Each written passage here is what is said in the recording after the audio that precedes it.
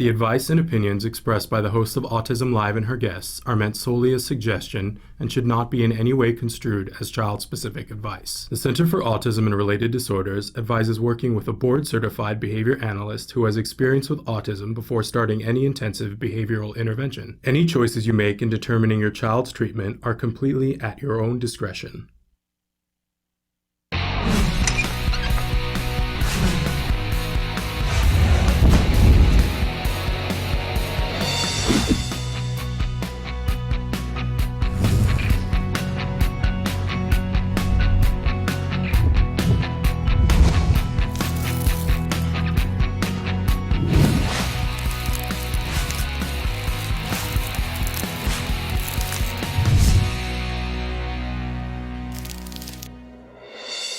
Good morning and welcome to Autism Live. I'm Shannon Penrod and we're webcasting to you live from the Center for Autism and Related Disorders headquarters in Tarzana, California. So thrilled to be here with you this morning. And this has been a really interesting week and we're going to finish off in a big way here too today. Excuse me. And now all of a sudden I have a tickle in my throat. But in any case, we're excited that you're here. We're going to be with you live for the next 2 hours. We're going to talk about autism from a 360-degree perspective. I can't tell you how important that is to me, that there are so many different, depending on who you are when you come into this autism community, whether you're a parent, you're a teacher, you're a practitioner, or you're an individual who's on the autism spectrum yourself. You know, we all come into this community at different points on the circle, right? And we all come in with different experience and different places that we want to go, and we are all having different experiences while we're in this community. We have different needs. We need different kinds of support, right? That was really brought home to me yesterday when we had William Stillman with us, an individual who is on the autism spectrum, diagnosed with Asperger's in his 30s, and hearing his point of view, and also realizing, wow, you know, this is how he's looking at it, and here I am, I'm a parent, I'm looking at it in a different way, and they're all valid viewpoints. I just want to make sure that we address that they're all valid viewpoints, and that we all need something different. So that's why we look at this from a 360-degree view, because it's not just about the DSM-5, right? If it were, we could all go home, but we have to live, and we want to lead happy, joyous lives and appreciate all the things that we want to. So that's what we talk about here, all the different things we need to do to get the progress so we can get to the joy part, right? This entire show is meant to be interactive. Emily's going to show you some of the different ways that you can get in touch with us here, some of the different ways that you can participate, because that's really what we want to get to. I'll remind you that our homepage is autism-live.com.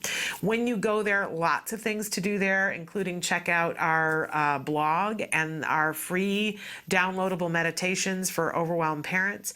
And when you're on the home page, though, it looks like a desktop. It's supposed to be my desktop, but I assure you my desktop is not that clean. In any case, there's a computer screen, and if you click on the triangle on the computer screen, you can be watching the live show or the most recently recorded live show. To the side of that, you'll see that there are a couple of white boxes, one of them that says Shannon is answering right now, and then the one below that is your question. Put your cursor there, and you can start typing, hit enter, and it shows up here on my screen. And that way you and I can be talking, and when we've got an expert here, you can be talking with them as well. We don't have to be live for you to use that feature. You can use it at any time, but please make sure that you give me enough information, because I don't know what you saw in the moment that you saw it if you're watching it recorded. So make sure that you give me some contextual information about what it was that you saw that you're commenting on or that you have a question about, okay? All of the things that you write in are completely anonymous. We have no way of knowing who you are, and by the way, it's completely free and there is no login. It's just very immediate gratification. But if you're asking something where you want us to get back to you, then I need you to include some form of getting back to you. Otherwise, this is the only medium through which we can talk, which is okay. But if you want more than that, you'll have to tell me. the other thing that I wanted to tell you is on that homepage, there's a place that says join our email list. And I really want to encourage you to get on our email list because we've got a couple of things coming up that are very exciting that I think you're going to want to participate in. If you are on that email list, you will absolutely get at the beginning of the month our newsletter, which tells you a little bit about what's going on. Sometimes you get a behind the scenes or a look at something that's coming up or something that happened behind the scenes. Kind of fun. Emily does a really good job on the newsletter. And we've got some other stuff that's coming up. We're looking at partnering with some companies to get you some discounts on some of the things that you might be interested in, but you will have to sign up on that newsletter to participate in that. So we hope that you will do that. All right. I always like to remind you at the start of the show that while we do have a variety of different experts who join us from time to time on the show, I am not one of them. I am not an expert in autism. And, I've said before, as they're putting me in the ground, I'm in the casket, they'll be shoving the door shut, and I'll be saying, wait, I've got one more thing to say. But it won't be from the point of view of an expert. I am a parent, and so I am... Look, that's my perspective. I'm a student. That's what I want to say. I'm a student in the community of autism with a lot to learn and a passion to learn all of it. My son was diagnosed with autism at the age of 2.5. He started early intervention, quality ABA therapy at the age of 3. And what a difference that has made in our lives. And so I gleefully sit here and hope to be the telephone operator. Those old-time switchboards where they would plug the little tubes in to connect one voice to another voice. That's really what I want to be for you, the conduit that helps to connect you to the resources that you want. And but fill me in on what you need. Fill me in on the questions you want me to ask. I'm here to serve. I promised that when I was a part of that kitchen floor club that Nancy Allspaw Jackson always talks about, I promised that if I could get some help so that I could help my child, that I would do whatever I could to help the next person in line. So I'm trying to pay that forward. Put me to work. Put me to work. We're all in this together, right? Okay. We like to start every morning with something we fondly refer to as the jargon of the day. This is when we take on one word, one phrase, one acronym. We try to make sense of it. We want to familiarize ourselves with more jargon. So we look at what the actual definition is. Then we do a sort of watered down working definition. I always like to say it makes the BCBAs break out into hives, my working definitions, because it does. But it's so important that we at least get a beginning understanding of what these things really, really mean in our day-to-day lives, right? The jargon thing can be so overwhelming, but knowledge is power. I see that more and more every day, and I from time to time think about the first filter that I always have is when we're going to have something on the show is, would this have helped me when we were starting out? I think about that every day. And then I put it through other filters of some of you and some of the things that you guys have said, okay, is this going to help that mom because she needs something to do? Is this going to help that dad because he wrote to us and he needs that? But I always think about early on how lost I was, you guys, so lost in the jargon.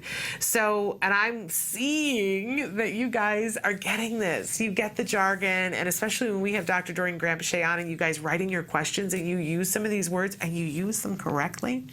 I feel like Bruno Tomioli from Dancing with the Stars. I'm like, you are just fabulous. This is incredible what you are doing, right? I'm not good at the accent. But anyway, I love it when you guys do that. So we continue to do this, and we cycle back through some of the words because we're trying to fit them to what the topic of the day is so that it makes sense within the context of what we're talking about. Okay, today's term, one that we've done many times before, but it bears repeating. The term is mastery.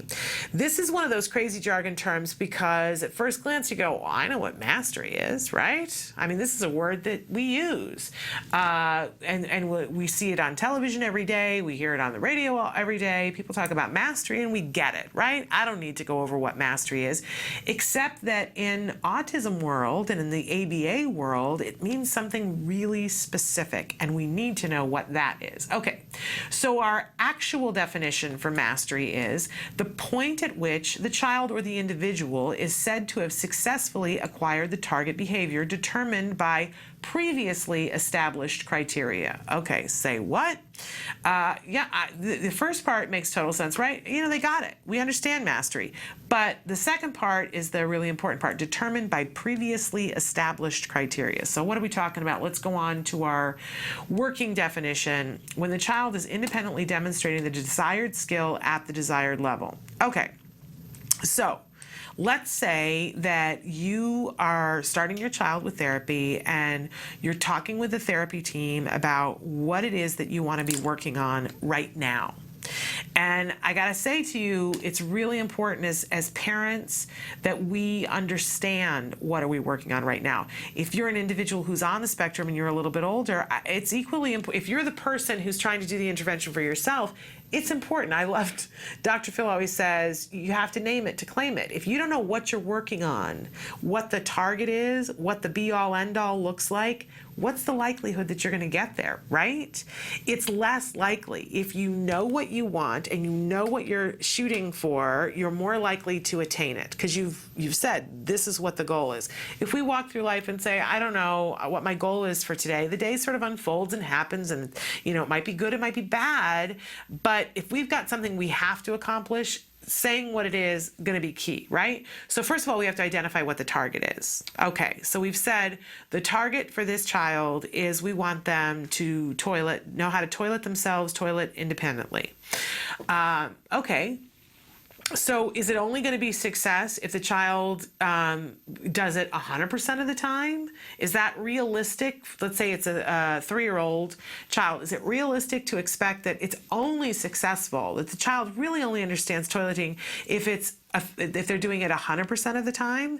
Or are we going to be a little bit more understanding and say for a 3-year-old, they're still going to continue to have accidents, but we want it to be less and less. So maybe we say 80% of the time they're able to do it independently. Maybe 20% of the time they need a reminder.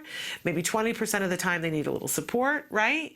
But what are we saying actually is success? So we have to set up and go, this is what it actually is, and this is realistic. It's going to be different depending on what the task is. If it's going to be a safety issue, are we going to settle for 80%? No, that would be crazy. But there are a whole lot of things. I always talk about unlocking a door. If we were going to set mastery as 100% for unlocking a door, I would be considered somebody who does not have mastery of unlocking a door. Okay, which is not accurate, right? I can unlock a door probably a good 80% of the time without help or support. But sometimes I drop my keys. Sometimes I try to stick the key in upside down. Sometimes it just takes me 2 or 3 times to identify the right key. I'm preoccupied. But that doesn't mean that I can't do it. I just have some other things going on. So you see, it gets a little convoluted here. But we need to know your best educated guess. What do we think mastery is going to be? What is the actual target? And what's the percentage on how often it's going to happen? Okay, so we want to determine that before we start the intervention. We talked on Tuesday about generalization. Before we ever start to implement a lesson, and by the way, this is good ABA rules, but this is good teaching rules, okay? So it doesn't matter whether this is for you or a child on the spectrum or your Aunt Murgatroyd, right? If we want to teach somebody something, we know that the 2 things that we got to plan on, first of all, plan for generalization so that they're going to be able to acquire this skill in all circumstances, right? And we want to figure out what is mastery. So if I'm going to teach Aunt Murgatroyd how to knit, I want to know before I start, is it that she just wants to be able to knit because she's doing it for leisure, or she wants to make a sweater, right? I got to figure out what level of mastery am I shooting for here. Then we plan our lesson around that. This is a little bit what's wrong with the education system here in the United States, is that a lot of times when we're teaching things in a classroom, and I'm a former classroom teacher, so I get to say this, a lot of times we have people who are trying to teach to the test. They're defining mastery as, can the child get these questions right on a multiple choice test, 70% of the time, if 70 is what the criteria is for passing. And if they do, that's considered mastery. And you and I know that they can answer the question and do it on the test, but do they really know how to do it? Not so much. So you see why mastery is so important. If we decide what the criteria is, it's going to determine what the actual success is, right? It's important that we don't let the tail wag the dog, because sometimes you set the mastery criteria and then you start teaching, and what you discover is you were wrong about the mastery criteria, right? You say, okay, I taught to the test, but the child really doesn't have the skill. Now I got to go back and reteach, right? A good teacher, that's what a teacher does.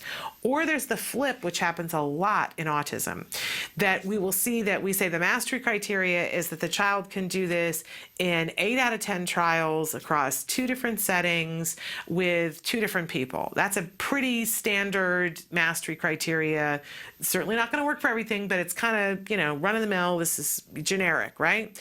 80% of the time across 2 different settings, 2 different people. Okay? But what you discover is maybe the child on the chart, they can't do it because they only do it every other session, so they can't get 2 in a row. Or, you see lots of different things when you look at the data and you go, but you know what, they can do it.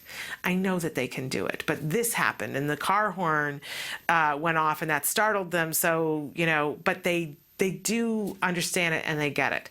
So make sure that you set the criteria beforehand, because you're going to be more effective by doing that, but make sure you go back and double check and say, once you started teaching and you see that the person has gotten a certain level, okay, does this mastery criteria really seem to fit what we're doing? Because you can always tweak it, but that doesn't mean you don't do it to begin with. Best educated guess, you work towards that, and then you double check. Okay, have they mastered it? Even though the criteria says they have or they haven't, have they? And then you can change your mastery criteria. Really, really important. I think a lot of times people go, oh no, it's written in stone. So unless they can do it in 8 out of 10 trials across 2 settings, it doesn't always work out that way. It's not cut and dried like that, because we know what mastery looks like when we achieve it, right? But important to have that plan. It's all part of what we're talking about today. You'll see the master plan any second now. Okay, so we always have a question for you here at the start of the show, and we will have some time later on to check in on Facebook to see what you guys write. All right, it's Thursday. We want to know, what are you wishing for? We already had somebody tweet us this morning, and so we'll talk about this a little bit later, but what are you wishing for? And sky's the limit. It can be something to do with autism. It doesn't have to be something to do with autism. What are you wishing for? And there's no judgments here. It's okay. And most of the time, this is anonymous. We won't out you and say that it was you, but what are you wishing for? I think it's really important that we, on this journey, sometimes will encounter things. My husband has an expression for it that's not as nice as what I'm going to say. He calls them poop storms, but he uses a different word. Sometimes you just it seems like nothing can ever go right. Nothing's been right for a while and nothing can go right. And you're trying your level best, but you're just not seeing what you want to see in this moment in time. And by the way, that may be the lesson that you're working on, or it may be the fight that you're having with your mortgage company, or it may be the discussion you're having with the superintendent of the school, right? It could be all these, or something at your job, right? It could be all these things that kind of upset our apple cart. It's so important that we don't forget, while we're taking this journey through autism, that we still get to wish. We still get to hope. We still get to dream, that there are all kinds of things that are possible, more things than we can possibly imagine. And it is amazing when you allow yourself that mental vacation to wish. I talk about from time to time on the show that if I'm having a really bad week, one of the things I love to do is look and see how much the lottery is this week. And I don't always buy a lottery ticket. I'm just being honest here, but I get to spend quite a bit of time in the car, and I can be stressed during that time, and I can be going through all the things that are going on and all the things that are going wrong. But sometimes I love to take a mental vacation and dream about, if I had $300 million, what would I spend it on? Oh, it's a luscious, luscious vacation. To think about, oh my goodness, I would be able to do this, and I would be able to do that. And it's a great it's a great feeling. And, you know, I don't have the $300 million to spend, nor have I ever had the $300 million to spend, but it lowers my stress level for maybe 20 minutes. And it didn't cost me anything. I didn't even have to buy the lottery ticket. Really, you know, it's a good bargain, I got to tell you. So wish for a couple of minutes. It's a good exercise. Write into us and let us know, what are you specifically wishing for? Now, we always have a topic every week, and this week, and we haven't had enough time to talk about this week, but we're going to take some time today to talk about it. We're talking about priorities and taking the time to identify what your priorities are. It's going to be different for everyone, right? This is definitely not a one-size-fits-all thing. But knowing what your priorities are and then living by your priorities and taking a second to look at it the other way too, just like we do with mastery, and say, okay, here's my life, here are my priorities. Am I living by these things? And if not, why? Is this really a priority? And sometimes you realize, I guess that's really not a priority. Or you realize the flip, which, oh my gosh, that's a priority, and I have not prioritized it. So we're going to spend some time today talking about how we come up with our priorities, how we look at this. We just went through an exercise with my son a couple of weeks ago, and it was very eye-opening for us as a family. So I want to talk about that a little bit. Okay, and so to that end, some of the different things that we have going on here on the show today, we've got a very special guest who's going to be with us in just a few minutes. Kristin Jacobson is going to be with us, and she is from an organization that's Equal Coverage for Autism. It's a very exciting idea, and we want to talk to her about how we can get more involved and what it is that they're trying to do.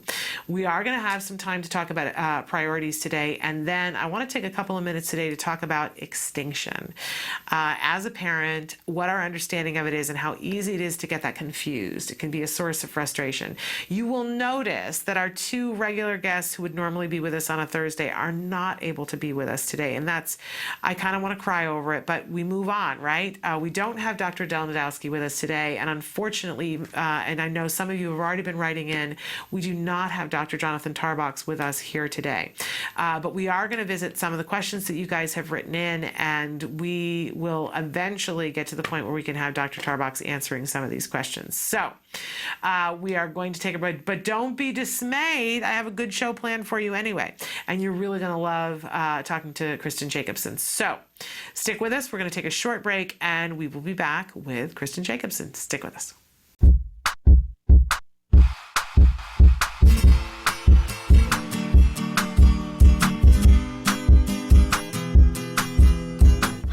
Welcome back to Smarty. This month we're going to be making a mandala. Mandala, you ask? What's that? Well, in Sanskrit that means circle, and you'll see what I mean in just a moment. Okay, the materials you'll be needing for this project are colored paper, scissors, and glue. I'm assuming a lot of you guys have made paper snowflakes before. Well, this is the same idea, except for we're going to be doing it with A, lots of color, and then B, we're going to be layering it up. So, first step we're going to have to do is fold a piece of paper so when we cut it out, there's going to be a repeating pattern on it. So what you're going to do is fold it in half. And then you're going to fold it in half again. Make sure your lines are super creased, okay? And you're going to keep doing this. You're going to keep folding it in half as many times as you can possibly fold your paper. So now that this is folded in half as many times as I physically can fold it, I'm going to take my scissors and I'm going to cut out the excess. So here's the paper with all the excess cut off. If I open it up, boom, it's a circle, but it's missing all the wonderful patterns in here that repeat. So let's fold it back up. And what we're going to do now is we're going to cut the shapes in it, kind of like a snowflake. So get creative here. Remember, don't go all the way through, or else you're going to just cut in half. So have fun with it. Okay, since my paper is, as you saw earlier, double-sided with different colors, I'm going to cut out the center part and I'm going to flip it. I know that sounds crazy, but you'll see what I mean in a second. All right, so let's open this up and take a look at it. Ooh, so you see that? I've got a perfect circle with a repeating pattern, exactly what I wanted. All right, so I've cut out the center part that I cut out for my whole circle, and let's open it up. Look at that, it's another circle, but but it's smaller. I'm going to take this and place this in the inside. So the basic idea of the mandala is you're going to take your construction paper, fold it like I just showed you, and then cut different sized triangles, which will turn into circles, so there'll be layers of colors with the pattern. And of course, while you're doing this, you can talk about colors and to have them work on their cutting skills. So now that I've cut out several snowflakes, I am going to start gluing them down on a piece of paper. Here's my mandala. It looks pretty finished, and it can be. But if you have an older kid and you really, really want to hone in on working on pattern making, you can take this little scrap pieces that you cut out and have them add to the pattern themselves. Well, I hope you and your child enjoyed this project and learned a lot from it. Until next time, guys, craft on. When you see me flying by your side. Welcome back to Autism Live. We're really thrilled that for the first time we have a special guest joining us via Skype. Kristin Jacobson is joining us, and she is from the organization Autism Deserves Equal Coverage. So, Kristin, are you there? I am. I am Shannon. Hi. Welcome to the show. So thrilled to have you here. And I wondered if you could start out by telling us about Autism Deserves Equal Coverage and what it is exactly that you're trying to accomplish. Sure. Autism Deserves Equal Coverage is an organization that I started in about 2009. And our objective is to make sure that every individual with autism in the state of California is able to access treatment through their insurance so that they can become productive members of society. This treatment, we have treatment that's very effective for autism, but when we started, it wasn't really available to anybody through insurance, and we want to make sure that it's available to everybody through insurance. Well, and this is a subject that you're very passionate about and that I'm very passionate about as well, but I'm wondering why. Why did you, there's so many different causes out there, why is this a topic that you care greatly about? It's a topic I care greatly about for a couple of reasons. I mean, we have some family connections, and so I had personal, experiences that got me familiar with the condition. And then I spent my entire career doing insurance and reimbursement work. And I was very fulfilled doing that for end-stage cardiac patients and individuals with cancer. However, there had never been a personal connection. And then with autism, because of the personal family connection, my nephew has autism, or not my nephew, my cousin. It just got me, I kind of caught the bug. And also, I had never experienced in my career a condition that was so wholly excluded from treatment. It's kind of crazy the way it's so wholly excluded, isn't it? I mean, when you explain it to people, at least when I do, they go, I don't understand. Why isn't it covered? It's a big question that a lot of people have. Yeah, it is a really big question. Honestly, it's one that I completely didn't understand. It sort of never even occurred to me. I mean, I was working on getting third and fourth line therapy, really experimental treatments for end-stage cardiac disease, and I got FDA approval for them and coverage through Medicare. And then I came and discovered autism, and the standard of care wasn't covered. And when I talk to people, people have no idea. Yeah. People are actually shocked. They're like, what do you mean it's not covered? If my child gets autism, I can't get any treatment. And obviously, we've made a lot of progress since we started, but there are still large groups of large populations in California that still can't get any treatment. Yeah, and I want to talk to you a little bit later about that because in some ways it almost feels, I'm thrilled with the progress that we've made, but it almost feels even more cruel now that there are a group of people who do get the coverage. So we've acknowledged now that, yes, this is important and these people have to get the coverage, but we're not going to give it to this whole other group of people. I feel a responsibility as a parent to make sure that I speak out on a regular basis because we shouldn't be leaving a whole group of people behind. No, I completely agree. And I mean, we can certainly talk more about that because that's one of our big objectives for this year. I think I want to talk a little more about what you said about how people actually have no idea that this isn't covered. Yeah. I was working with a company, actually, it was eBay, and they called me to see if I could help them put their autism benefit together for behavioral health treatment. But the thing that was so sort of stunning to me was when we first started talking, they had thought that they were covering all the autism treatment. They had thought that they had put a benefit in 2 years prior that covered everything. They asked their administrator, their health plan administrator, they said, we want to cover this. And their administrator said, you're covering everything that needs to be covered.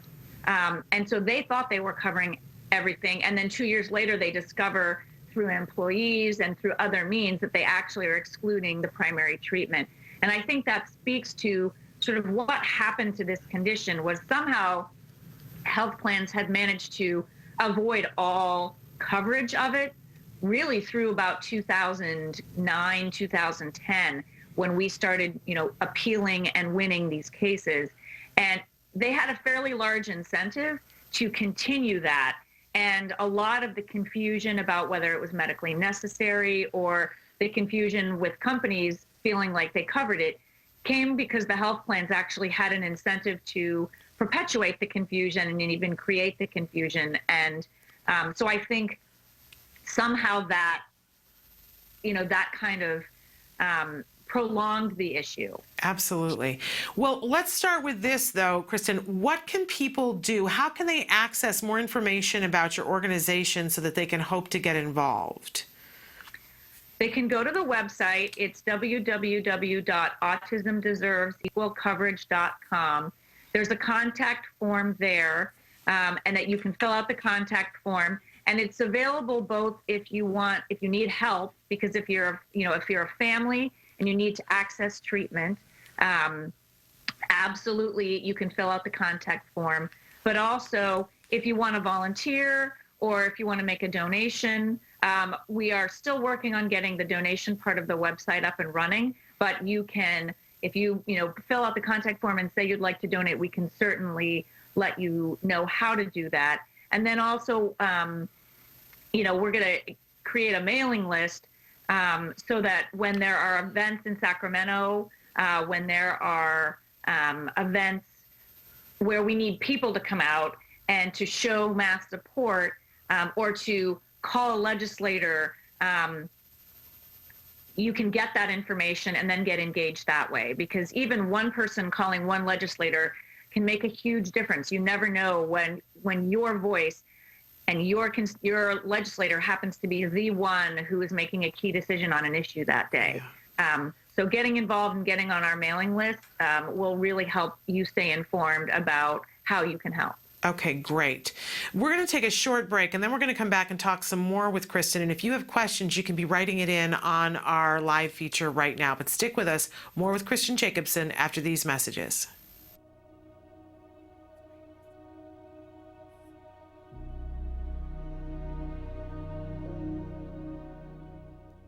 Hello, fellow activists. Last week, I introduced you to step 5 of the 10 steps to empowerment, shore up spiritually. Let's talk more about finding ways to do that, how to find out what lifts your spirit, feeds your soul, and make it a practice. That practice is different things for different people.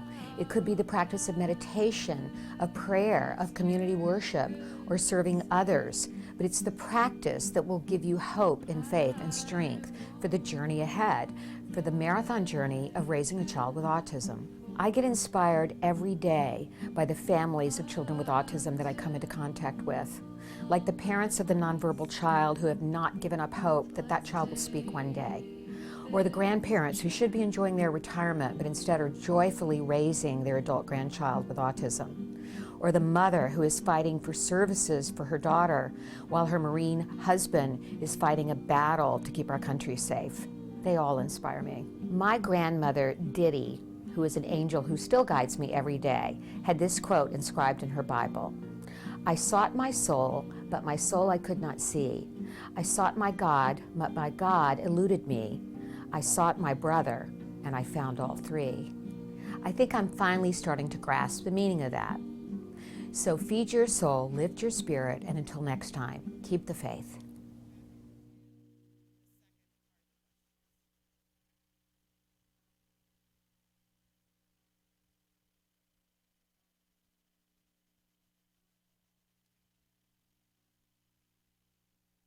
Welcome back to Autism Live. We have with us Kristin Jacobson. She is Skyping with us live. She is from the organization Autism Deserves Equal Coverage. I think pretty much anybody watching this show would wholeheartedly agree with that. So I think, we're preaching to the choir here, but it's important that we all understand what's going on first and foremost, because there's a lot of misinformation that's out there.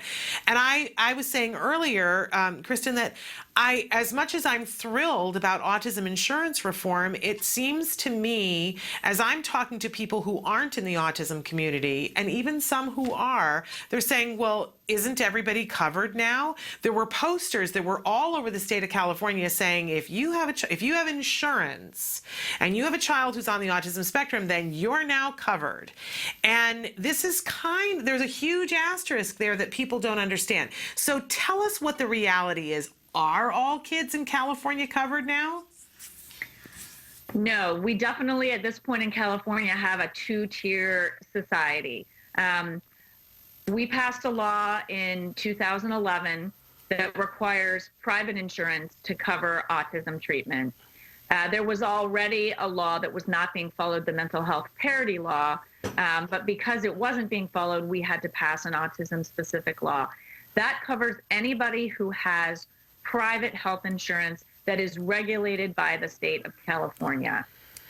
And it's a pretty large group, but it is definitely not everybody.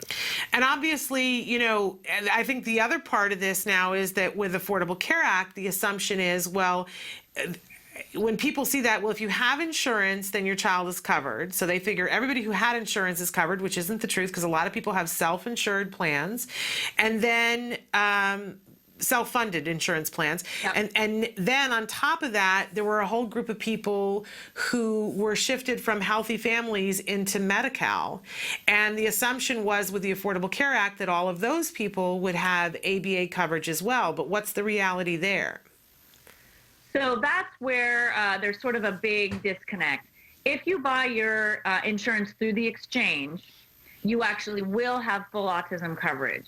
Any product that is sold through the California exchange has to follow the same laws as all state-regulated insurance. And so they will have to cover autism treatment. Where the challenge comes is if you're a low-income family and on Medi-cal, or if you're in our CHIP program, which is called Healthy Families, and you were previously on Healthy Families, you have now been transitioned to Medi-cal. At this point, anybody within the Medi-cal population, former Healthy Families or Medi-cal all along, does not have autism treatment, does not have behavioral treatment for autism. And it's really a huge problem because 50% of the children in California are insured through Medi-cal. And so you have fully half of the population of the state of California, and it's our poorest, most vulnerable children who do not have any access to behavioral treatment for autism. It's so shocking to me because this, as you were saying, this is the population that needs it more than anyone else in terms of the dollar. All of our kids need this treatment, but these are the kids whose the parents have the fewest resources, and these are the ones, and for a while they had it in some cases and it was taken away. As a parent, that keeps me up at night. I can't even imagine what it must have been like for those families to have started their children getting intensive quality ABA, seeing that difference, and then having it taken away. Those families had their kind of hope and ripped right out from under them. It was a particularly cruel and, to me, unconscionable decision that the state made. The state had lots of warning from advocates, even from the pro tem of the Senate, that this was going to be a problem. They promised that when children transferred from Healthy Families to Medi-cal, they would not lose any services. They sent them written notifications they would not lose any service. And then in many cases, 24 hours before they transitioned, they got notice that their services were being terminated. And for a child with autism who needs structure and routine, it's just cruel.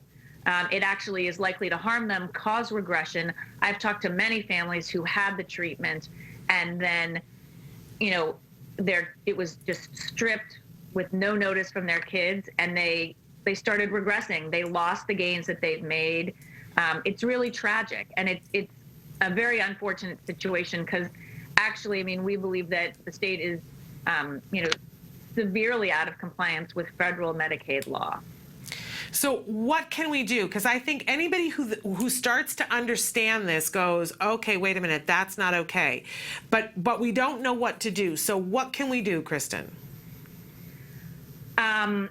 What we can do is we are working very diligently this year. This is our top priority in Sacramento. We're working with the legislature to try to get the requirement for autism treatment put into Medi-cal. Right now, it's the only benefit that is offered in the exchange that's excluded from Medi-cal. So, I mean, not only is it cruel, it's completely discriminatory just to exclude one treatment. This is the only difference between what you get in covered California and what you get in Medi-cal is autism treatment. So we are working diligently to put it into the budget. Everybody should call their legislator, go online, find out who your legislator is, your state senator, your state assemblyman, and put a call into their office and say, I want autism treatment for all kids. If it's good enough for the kids with private insurance, it's certainly good enough for the kids who are on Medi-cal, and we need equality. So if every person could call their legislator and say, this is important to me, then we'll really put some pressure on the administration to try to make this change. And I say all the time, we have to, this autism community is so disjointed in so many different ways, but we have to stand together on this. If there's any topic that we should all be standing together on, it's got to be this. I don't know how anybody can say, oh, it's okay for my kid to get it and it's okay for a whole bunch of other kids not to get it. It doesn't sit well with me, and I know it doesn't sit well with you guys. So we need to do this. We've talked before about 5 minutes of advocacy a day. So this is what we all need to do today, is make that phone call and say that we want equal coverage for autism. And so in terms of us educating this public, because I don't know about you, Kristin, but I see this as one of the biggest problems, is rampant ignorance about what it takes to help our kids and how we need the help. So what do you recommend for us doing to educate the public at large? I mean, I think we need to do more communication like this. We really need to do more with the mainstream media. You know, it's really important that major publications like the Los Angeles Times and the San Francisco Chronicle and the San Jose Mercury News and the TV stations, the news stations that get out to the general public can start covering this issue and explaining it. I think there's so much ignorance about the fact that, we need to make it personal for people. The incidence now is 1 in 68, 1 in 42 boys. It's almost impossible with that even if you don't have a child, that you don't know somebody or have a niece or a nephew or a cousin or a friend or a grandchild. We need to start making this personal for people. I mean, what if you got cancer and you went and tried to get chemotherapy and it wasn't covered by insurance? People need to understand that it's the same thing. If you don't get autism treatment, if you don't get behavioral therapy for autism, it's equivalent to not getting chemotherapy for cancer or insulin for diabetes. So we need to start trying to make it more real to people and make them understand that this could hit them. This could hit somebody they know, and it's just a basic fairness. And also, if we treat these kids, the state will save billions of dollars. Every child that gets treated early costs $1 million less for the state to care for that child. So it's not only the right thing to do, it saves billions and billions of dollars. So right now, when we're in a slightly better fiscal position than we have been, we need to make the investment so that we can save so much money in the future and improve the quality of lives of these children and make them be able to be productive and happy, what you'd want for your own children. Well, and thank you so much for putting it that way, because I find it's important to make the moral argument, but the fiscal responsibility argument is often, unfortunately, the thing that really seals the deal, and it is fiscally responsible to spend this money. I lay awake sometimes and think, who is it going to be that's going to explain that to Governor Jerry Brown? Because I do not believe that it has been explained to him him correctly yet. And are you that person? If somebody knows Jerry Brown and can get me sitting down with Jerry Brown, I'm the person to explain it to him. Okay. I have not found somebody yet who can get me to him or Anne. He does not understand this. Okay. I'm sure he understands the moral piece. They passed regulations as a state saying we were causing irreparable harm by any denial of treatment, and yet we're still doing it. So clearly it's the fiscal that's for some reason causing him to do it. Now we're kind of also letting them know that, you know, there's a pretty strong legal argument for this. There's no state that has won, and there's no state that has won in excluding the treatment. Every suit that's been brought against the state has prevailed for Medicaid. Yeah. Federal Medicaid law requires this, and California's out of compliance. So it's fiscally responsible, it's morally responsible, and it's legally required. And I would love to get a chance to sit down with Jerry Brown. So if anybody out there listening can help me to do that, please let me know. All right. I would love to see you do that too, because I do think that if we got the right person in front of the right people to explain, hey, this is what it is, we could get a lot more done. Absolutely. Well, Kristin, it's just so nice to meet you, and I thank you so much for being here with us. We want to remind everybody to go to your website, which is autismdeservesequalcoverage.com. Is that correct? .com? Yep, that's so correct. Go there, sign up to be on the mailing list so that you can get information. And again, we want to make sure that you, especially if you're in the state of California, call your legislators and let them know that you want equal coverage for autism for all. It's important that we stand together on this to make the most progress. Our kids are counting on us. And it's the right thing to do. And as you said, it's the fiscally responsible thing to do. We thank you so much for being with us. And anytime you've got stuff going on, make sure that we know. We'll have you back on again. Thank you so much, Shannon. Thank you. Have a great day. You too. Bye-bye. Bye-bye. Really important topic. You guys know that Nancy Alspaugh Jackson and I, we did the whole CAN campaign here, Coverage for Autism Now. I've said it before and I'll say it again. If we don't stand together on this, we will continue to be run over by politicians who think that this isn't something that's important. We're the ones who set the pace here. Speak up. Speak up for all the people that you know, and encourage everybody you know to speak up as well. We're going to take a break, and we're going to be right back with more of Autism Live. Stick with us. Hi, I'm Lisa Ackerman. Welcome back to Talk of Facts. We hear questions all the time, and we want to give you the answers that help make your journey in autism easier and more navigatable. Less than a year ago, we interviewed the top 100 doctors in the United States working with children on the spectrum, and we asked them a question in the cloak of secrecy. What are the top 3 mistakes parents living with autism do? Number 1, and the one that makes me laugh the most, is when they use their physician as a marriage and family therapist. 1, the doctors told me it made them uncomfortable, and 2, they were highly unqualified to provide that type of advice. So the night before your physician appointment with your MAPS doctor, get together with your spouse, significant other, and write out the list of the targets and the agenda that you want to cover at the physician's appointment. Get in sync. Then you'll be definitely spending less time and not making that doctor so uncomfortable. Second thing that was the most common mistakes parents living with autism make is they want to go too fast. And really, you want to pace yourself in the autism journey. We all know that we want to get our kid to be the best they can be and hopefully recover from autism.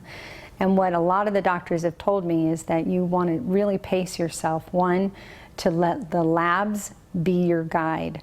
And 2, work with your physician on the prioritization and the delivery of the different medical interventions. The third most common mistake they felt families made was giving up too soon.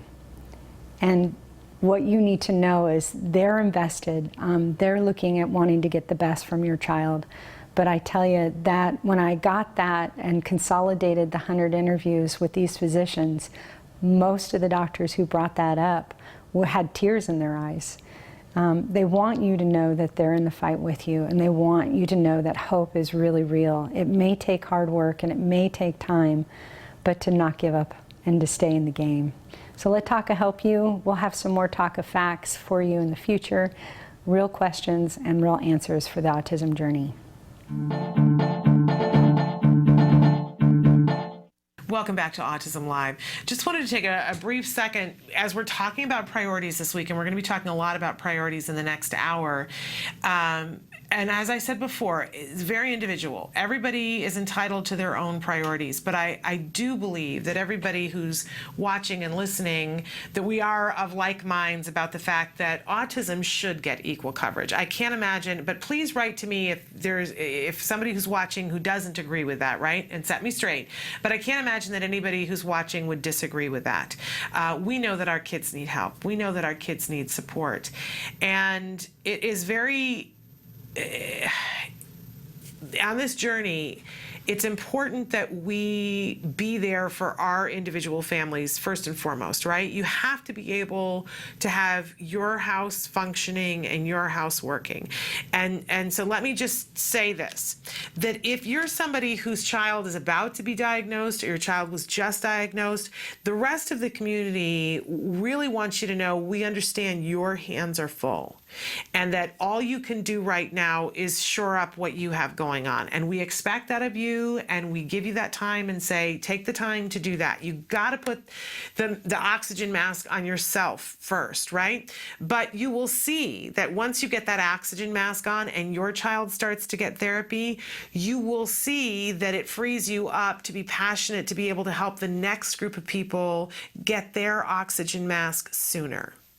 My heart just literally stops beating when I think about that moment in time when I fully understood that my child had autism and that there was something available that could help him and help us.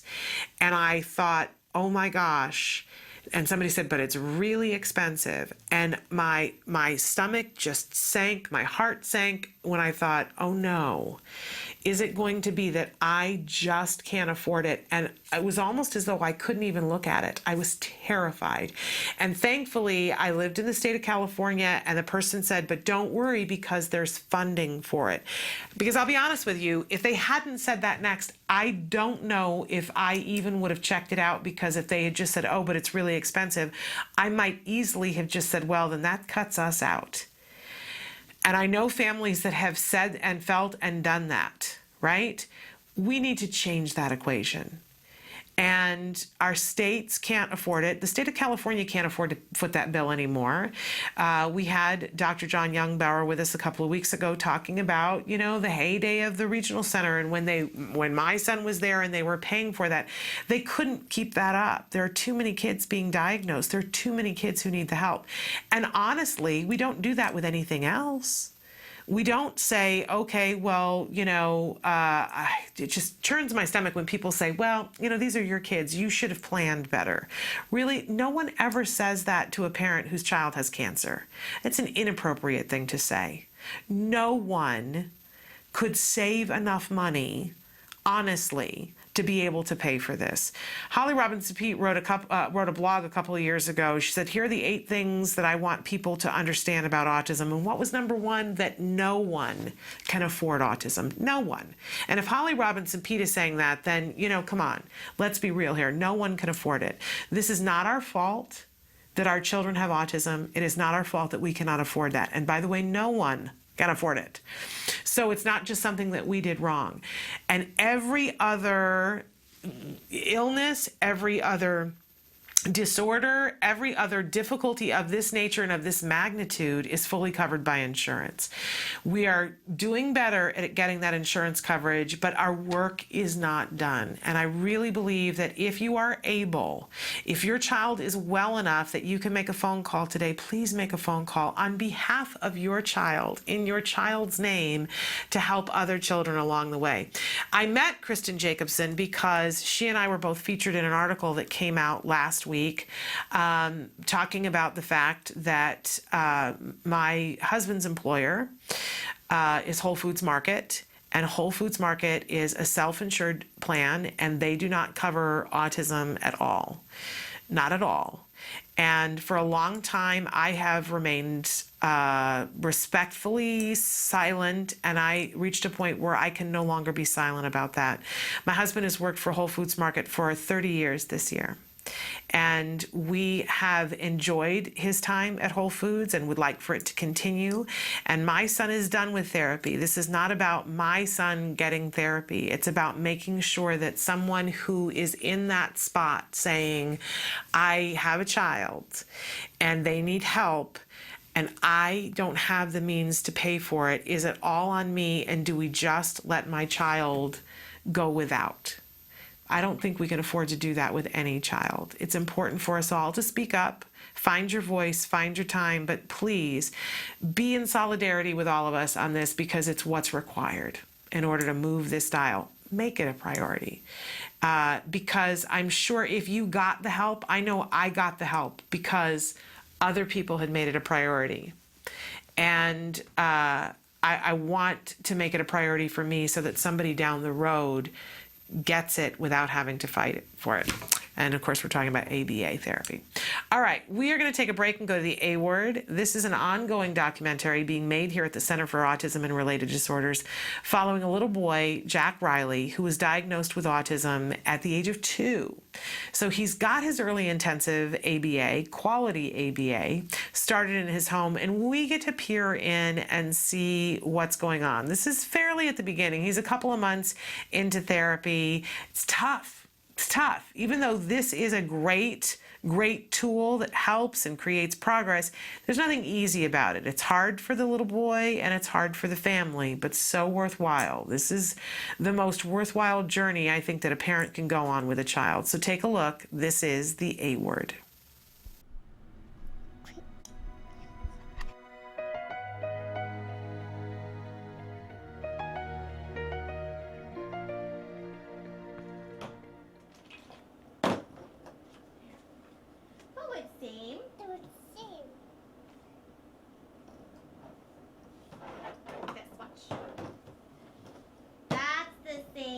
Okay, now you try doing it. So it's same. Go ahead. Go with same. Like this. Watch. That's put with same. You try. Put with same. Right here. Yeah, there he goes. That's the same. It's a helicopter. Very good. If you're going to describe like ABA to another parent, what would it be? The whole point of ABA is that you teach him how to teach himself. Mm-hmm. And I don't know that is necessarily, I guess I didn't realize that was supposed to happen from the beginning. I thought that now it was all a lot of work with him, and then later he would start to figure out how to do it for himself, but he's already doing it. And you know, repetition is the underlying thing, because for, I think, young kids in general, but certainly with kids with autism, it takes them a little more time.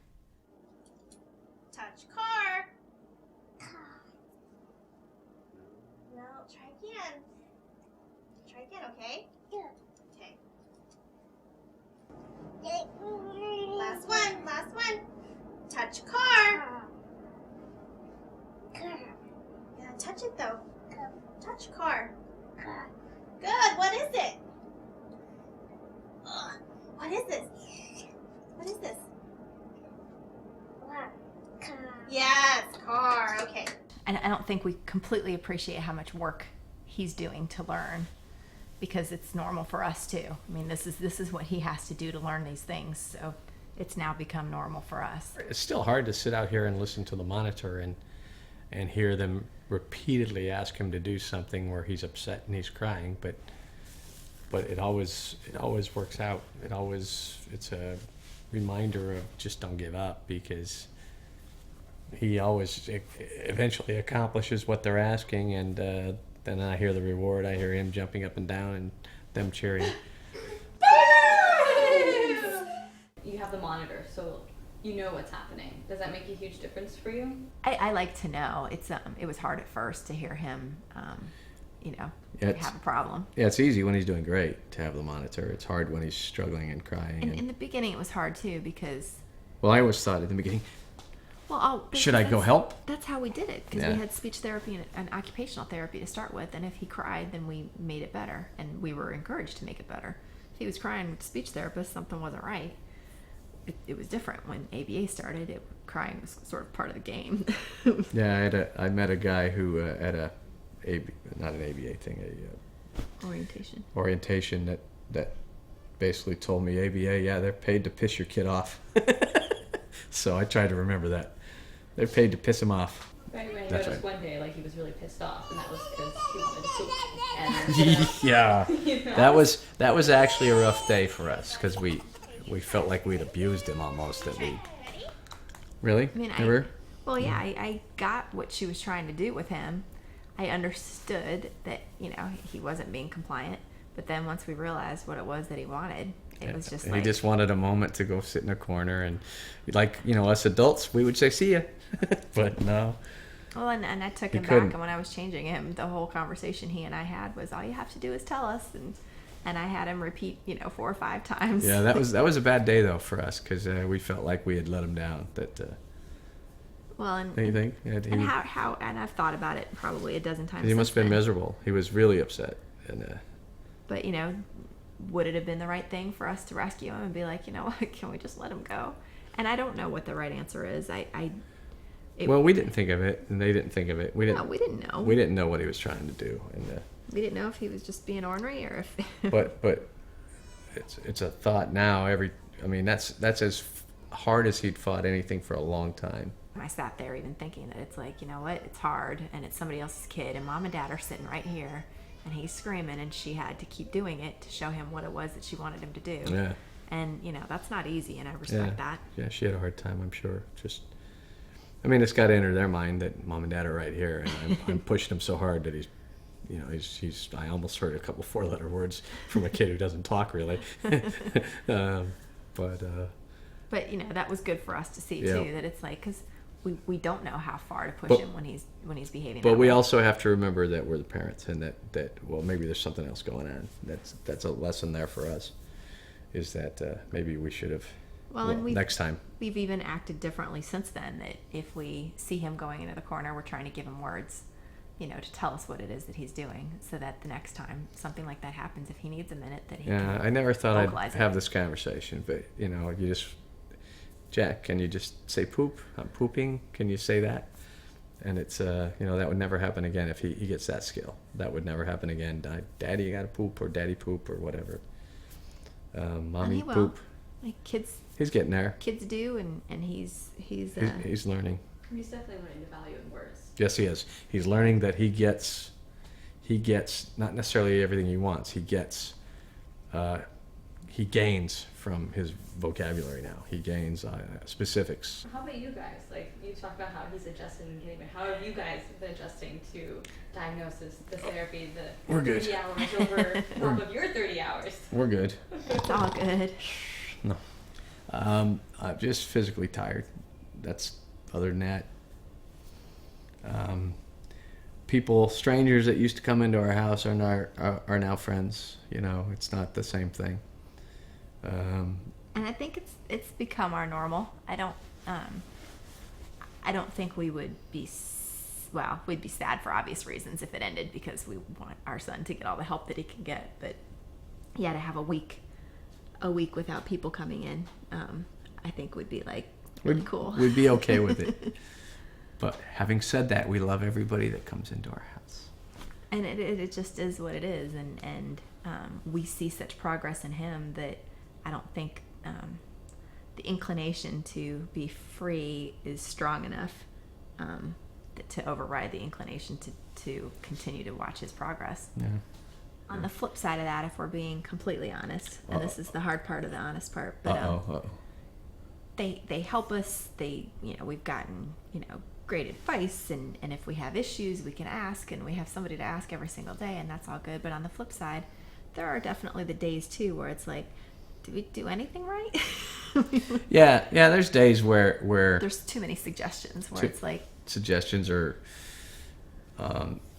You know, it's easy to suggest when you spend 2 hours or 3 hours with somebody and go home or go to another child. Well, I got him for the next 20, 21 hours too after you leave.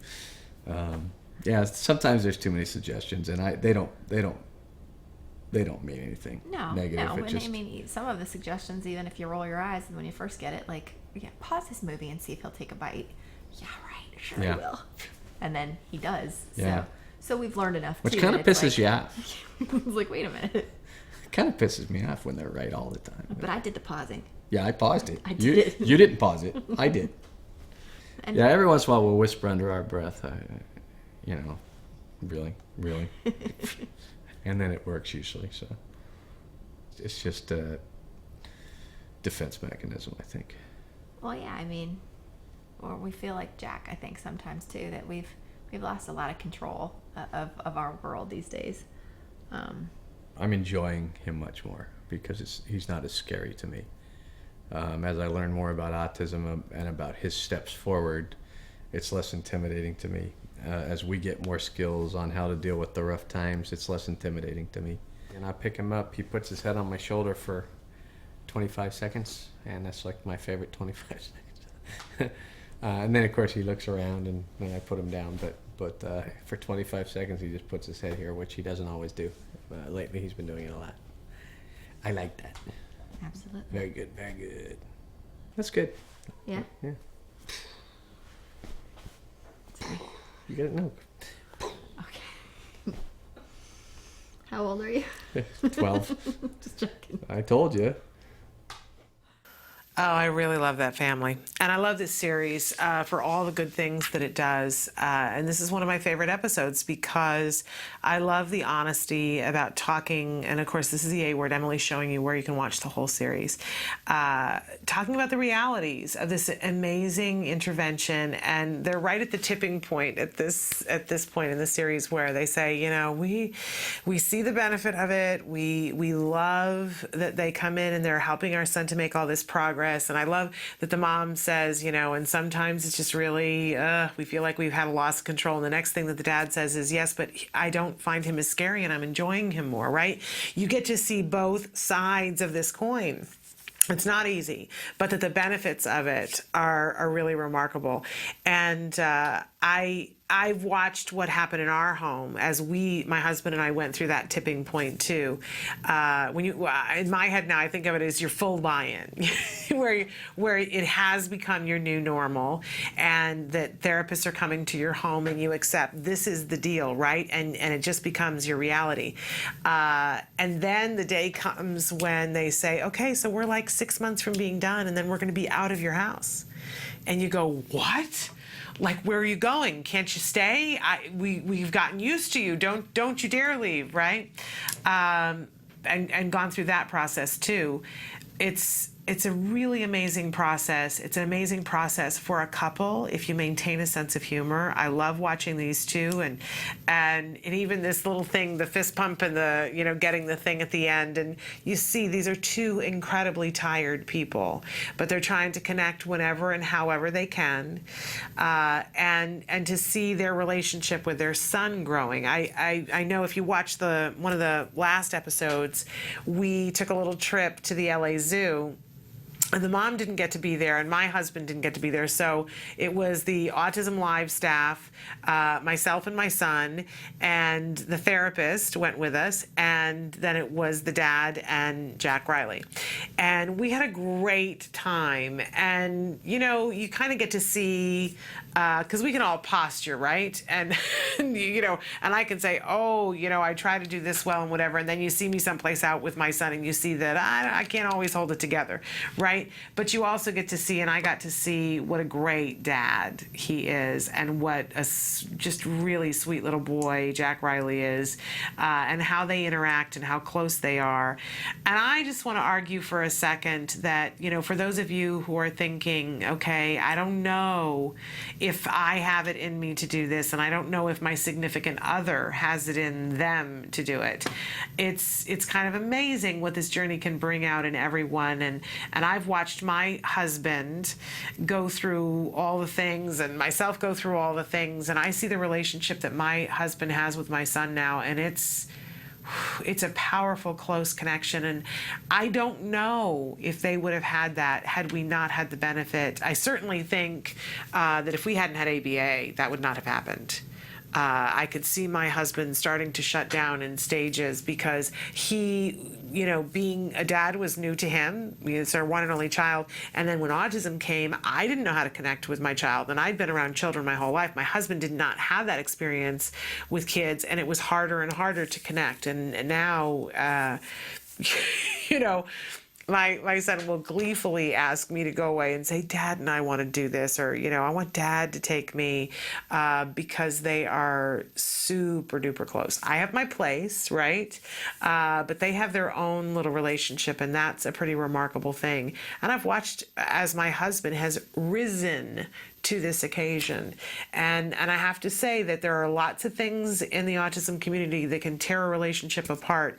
But when you get to watch the person that you fell in love with step up and become a better person to be there for your child, it's a powerful, powerful thing.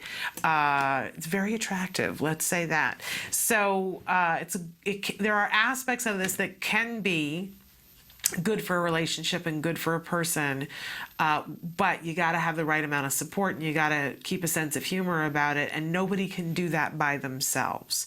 So if you haven't found the way to get to that tipping point where you say, okay, this is what we're doing and we've made it our new normal, and you haven't found the way to connect with your significant other, it's not that it's your fault. Ask for some more support, prioritize it, get to work, because it is possible that you can grow closer instead of further away in this process. You really can. So check out the A Word and watch how that couple does it. And we're going to take a short break, and we're going to come back and talk about some of the things that you guys have written in over the last week. Stick with us. Hi, welcome to Camp Discovery, a free-to-play suite of fun, interactive learning games for kids 2 and up, designed by experts in autism. Camp Discovery will open your early learner to a world of new skills, shapes, numbers, colors, locations, emotions, and more. Let's get started. Please choose a level. Objects. First, Camp Discovery's Intelligent Preference Assessment determines your child's preferred reward for choosing correctly. Okay, got it. Let's play. Camp Discovery creates a motivating learning environment for your child by minimizing incorrect responses and maximizing successful ones. Find the shoes. Respond correctly and your child is rewarded with their favorite animations. You did it. Respond incorrectly and our unique prompting system guides your child to the correct answer by making it the largest choice. That's not it. Try again. Way to go.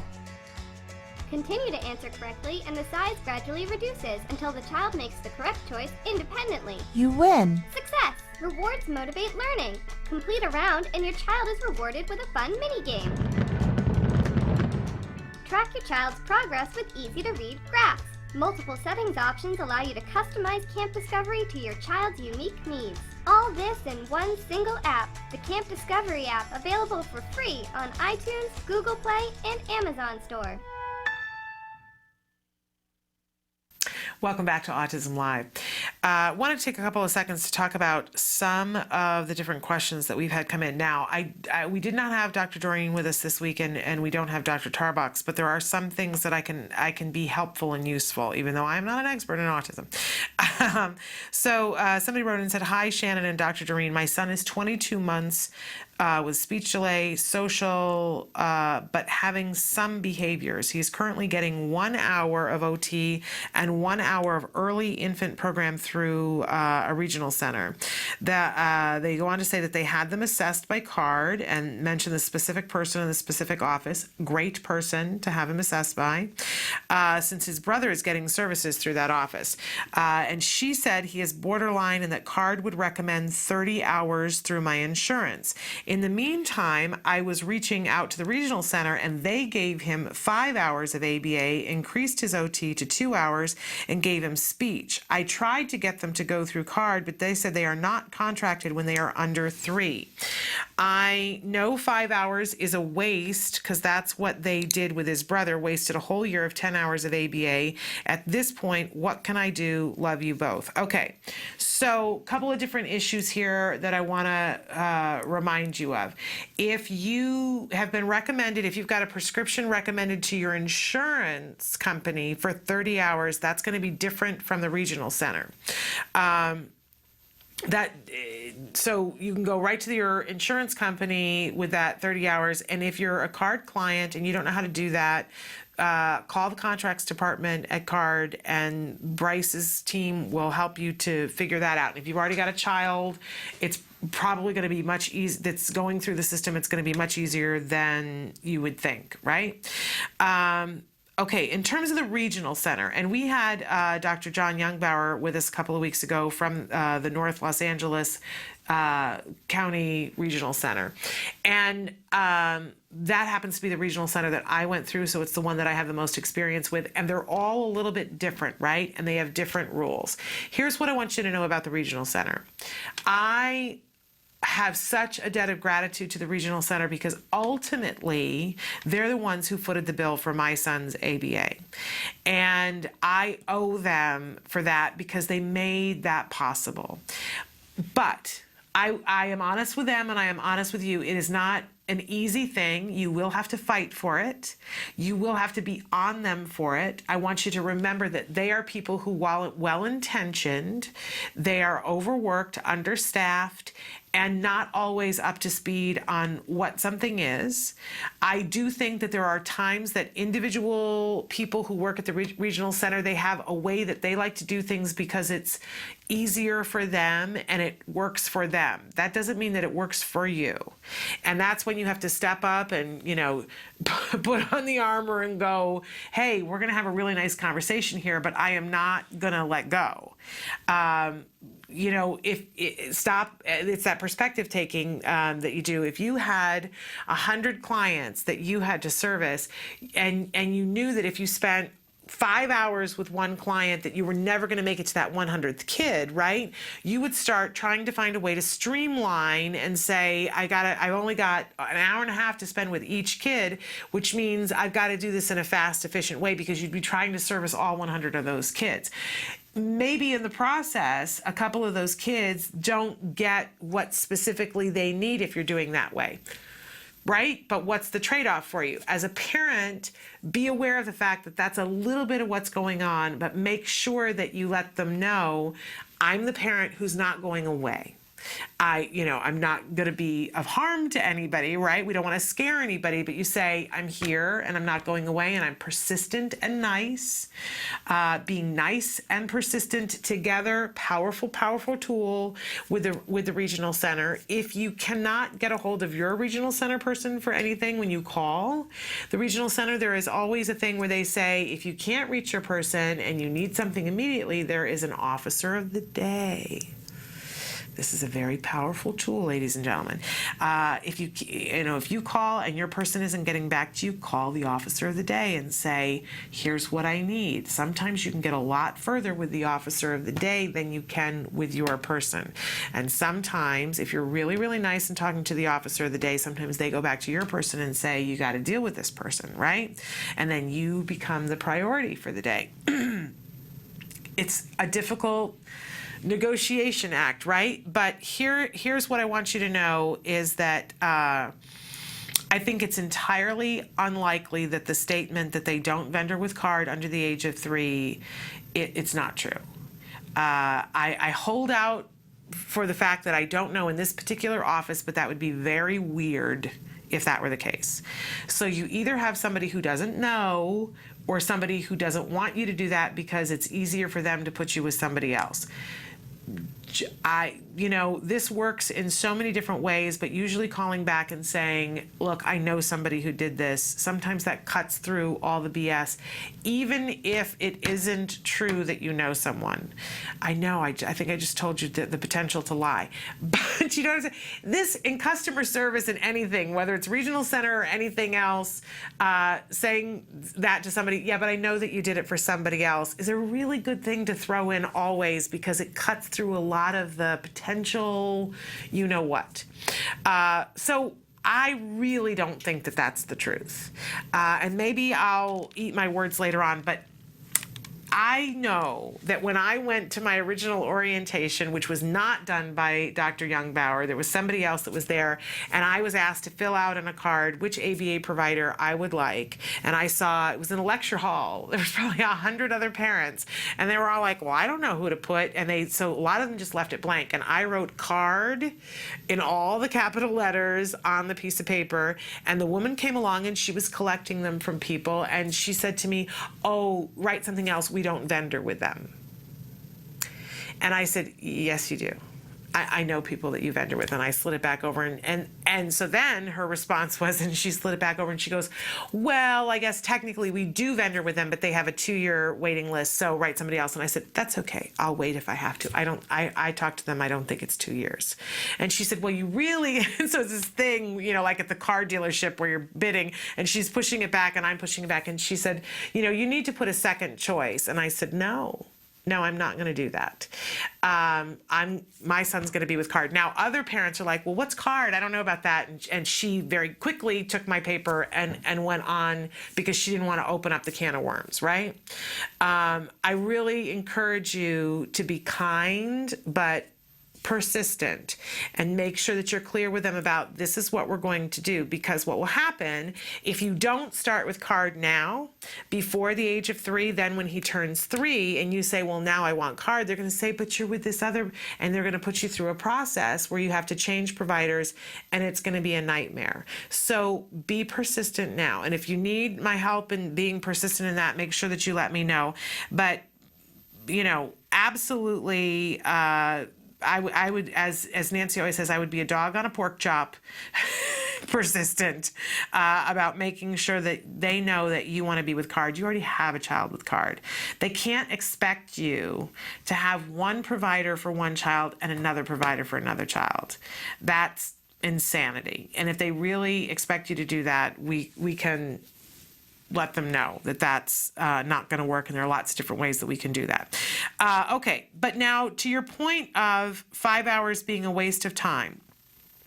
Okay, he's 22 months, and at 22 months, you're going to have a substantial amount of time that you need to ramp up to being able to do a full program. But by my math, if you have 30 hours that's going to be recommended from your insurance company and 5 from the regional center, that makes 35, which is well within the window, especially for that age range. So don't think of them as it being one or the other. Think of them as being both. You're going to get the insurance company to pay for 30 and regional center to pay for 5, and you're going to get it all through card. And on top of that, let's see here, you've got they recommended OT for 2 hours, and then speech, which is probably going to be 1 or 2 hours a week. So you're at 40 hours, which is, the regional center the insurance company isn't going to be mindful of those other things and say you can't do more than 4. But the regional center will say, we're not going to give you money to fund anything. If your child is already up to 40 hours, we're not going to fund beyond that. That's just one of their hard and fast rules. So I think if you work this whole thing, you're going to be okay. And you are going to have to ramp up to it. You can't start a 22-month-old at 37 hours in a week. That's just too much. You gotta give them a ramp up. But card will know how to do that, and especially the person that you said did the evaluation, they'll know exactly how to do that, and they can do that fairly quickly. So again, I want to go back to, first of all, what a great job you're doing, because you've already got your older child in therapy and you've got them with CARD. And now at 22 months, you're recognizing things and getting the intervention going, and you've already got him assessed by somebody that I trust with my life. So congratulations that you've done all that. And it looks like people have put things in your path that look like obstacles, embrace them and go, this is how we're going to make this work. This is an opportunity for you to identify yourself to the regional center as somebody who knows what they're doing and somebody who already is a veteran here, because you've already got a child that's in there. They cannot expect you to go to 2 different providers. That's cruel and inhuman punishment. And if they say that they're going to do that, call me. And we'll chat about that, because that's not going to happen. Not on our watch, right? Okay, we're going to take a break, and then we're going to come back with some more of the things that you guys have written in, so stick with us. The Institute for Behavioral Training provides courses in applied behavior analysis for the treatment of autism. Access IBT e-learning videos on the move and learn at your own pace.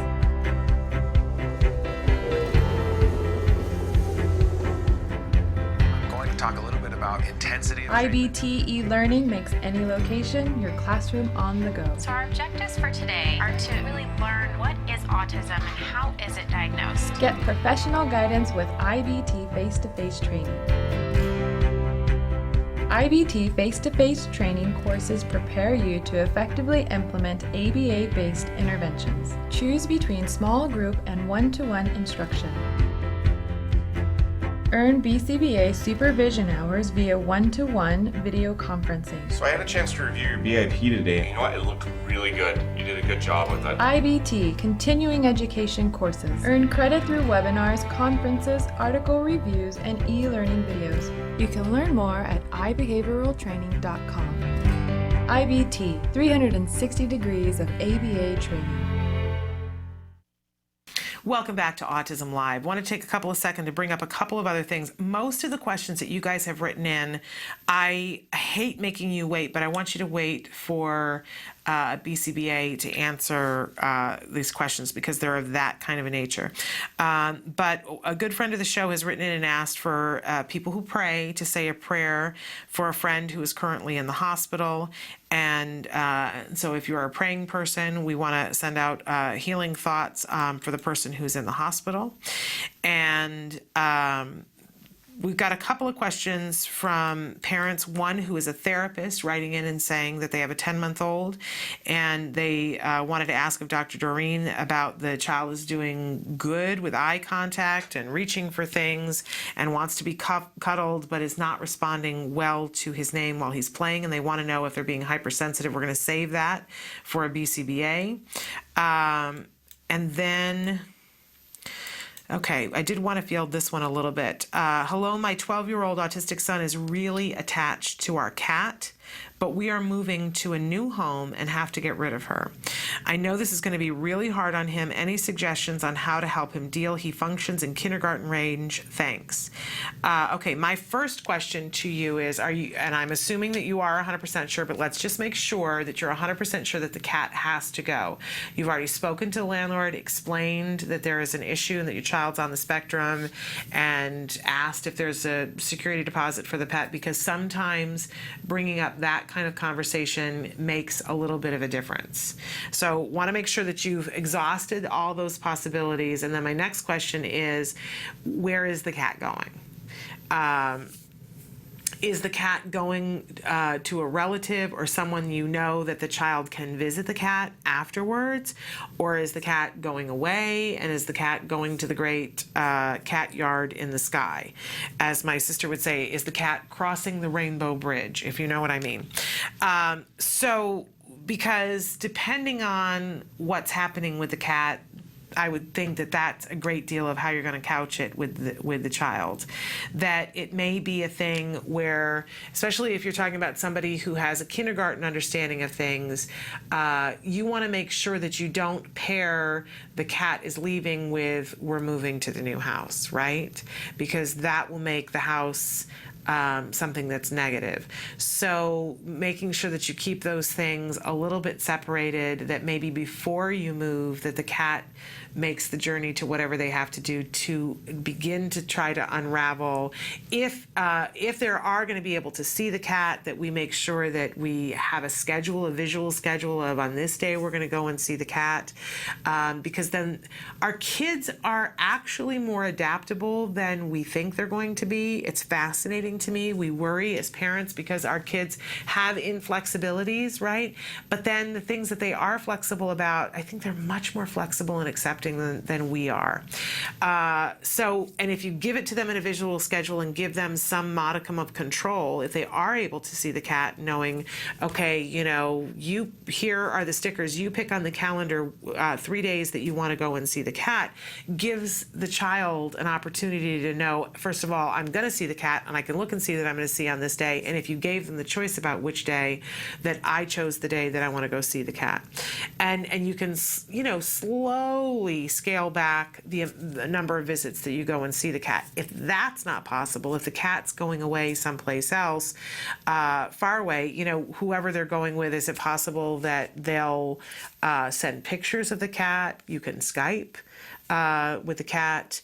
But if the cat is going away never to be seen again, how you deal with that? If you are making the choice to be honest about it, and with even with a kindergartner, you kind of have to weigh about what the reality is going to be. There are lots of people, even with neurotypical kids, who would lie to a kindergartner and say, they've gone to Nebraska or wherever. But deciding with your belief system what you want the child to understand. Social stories can be very effective in talking about removing it once, right? So the story about the little boy who had a cat and, his cat went away for whatever reason, and talking about that. You can find lots of books and read them and have a context in which they can begin to understand that it's not just happening to them, that it happens to other people, and that they will be okay. And that it's okay to have feelings where you miss the cat. It's okay to express those feelings, right? So that it doesn't come out in other ways. It's tough. And I'm sorry that you're having to give up the pet, but make sure you have to. Make sure you have to. Okay. And there were a couple of other things here that I just wanted to... So most of them are things that really want you guys to be able to talk about with a BCBA, and about recommendations for how many hours a child needs. One in particular here, in Medicaid in Florida does not pay for skill acquisition. My son's speech is as a 2-year-old level, and he is not consistently social with peers. He does not use his speech a lot at school, and in fact, he is. This is one of his goals, for him to initiate his needs and wants. He doesn't ask questions and is not anywhere near conversational. But they are even telling him that they can't shadow him in a typical preschool. What should I do? I know he's very behind. Is this true that he does not meet medical necessity? The term right now is that ABA is available when it's a medical necessity. And the only thing separating you, because there's lots of room for interpretation about what medical necessity is, right? But what separates you from that is somebody who writes the prescription. Make sure that you are going to somebody that you trust and have them write the prescription saying that it's medical necessity. The insurance company does not decide for you whether it's medical necessity, nor does Medicaid. If you have a doctor who says it's a medical necessity, then it is, right? It's a lot like when you go to a doctor and the doctor diagnoses and says, oh, you have strep throat. Here's your prescription for penicillin. Now take this to the pharmacy, and the pharmacy is going to fill it. Your insurance company does not have the ability to come back and say, you don't need that prescription. They either cover it or they don't, right? Once you have the prescription, it is now a medical necessity, and they either cover it if they don't. So if your ABA provider, your insurance provider is Medicaid and they cover ABA, they don't decide for you whether it's a medical necessity. Your insurance company may not provide ABA, and then they don't care whether it's a medical necessity, right? It's not, they don't cover it. But if you have the coverage and all that's separating you is medical necessity, then you've got to find the right doctor who looks at your child and says, here's the medical necessity. You need to make sure that that provider is not tied to the funding. Right? But if you are going to somebody and they're trying to provide for everybody, they're going to give you a prescription that's going to be for what they can provide. You want to make sure that it's somebody who's going to give you the truth. If you get a good reputable provider and they say 15 hours, then I think you ask questions about why. But if it's a good reputable provider and they say this child needs 15 hours, then that's probably what the child needs. But when it comes to severity, so often there is an assumption that a child has to be a certain level of severe. Make sure you're with somebody who understands how ABA works, because for kids who, you don't have to be engaging in self-injurious behavior. You don't have to be somebody who's not making eye contact to have medical necessity for ABA. You just got to be hooked up with the right person. Hope that makes sense. All right, we're going to take another break, and then we're going to come back and talk about priorities and extinction. So stick with us.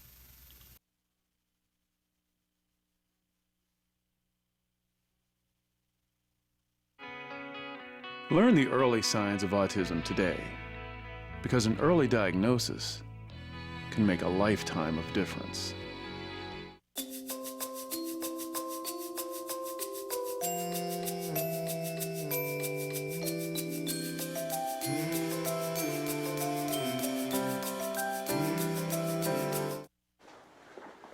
Hey, I made your favorite. With real egg noodles and bite-sized chicken, Campbell's Chicken Noodle Soup is the one kids love. Mmm, good. Come and get this on.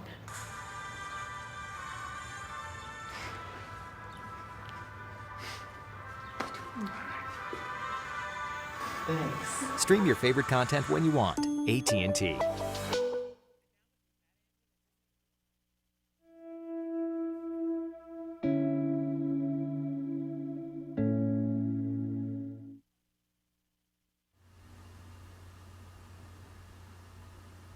He didn't speak till he was almost 5.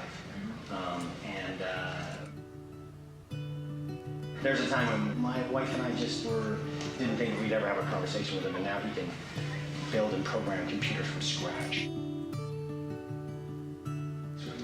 We kind of really consider Reese a huge success story.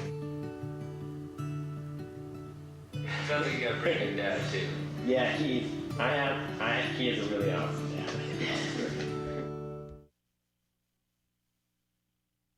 Love that commercial. We had Andrew and Reese Bowen on the show the other day, and I was just saying to Emily, we're going to have Reese come to the house and do some work on some of our computers, if I can afford him, because I might not be able to afford him. But amazing young man, and it was sweet when my son got to meet him. He was very kind and sweet and patient and considerate with my son. Just a lovely 15-year-old. I mean, honestly. Really so exciting to have an opportunity to meet them and to have them here. And it really, I was seeing him with my son later on that day, and said to my son afterwards about role models, and I said, wasn't he a nice young man? And it's so important for me to be able to show my son nice, respectful teenagers, period. Right? On the spectrum, off the spectrum, whatever, just a nice young man, so that he has an idea of, okay, this is how I want to be when I get a little bit older, because we've all met the sullen 15-year-olds. Right? And sometimes my 10-year-old can be Mr. Sullen. So it's just so nice to be able to give him that example, and the double whammy goodness of the fact that I could say to him, and Reese is on the spectrum too. So I know my son just gets a little like, oh, okay, so, we're alike in some ways. It's just an extra cachet. It's really nice. Okay. let's talk a little bit about priorities, shall we? So, speaking of the sullen 10-year-old, a couple of weeks ago, I was having a little with my son over the fact that he just wants to be able to play computer games endlessly.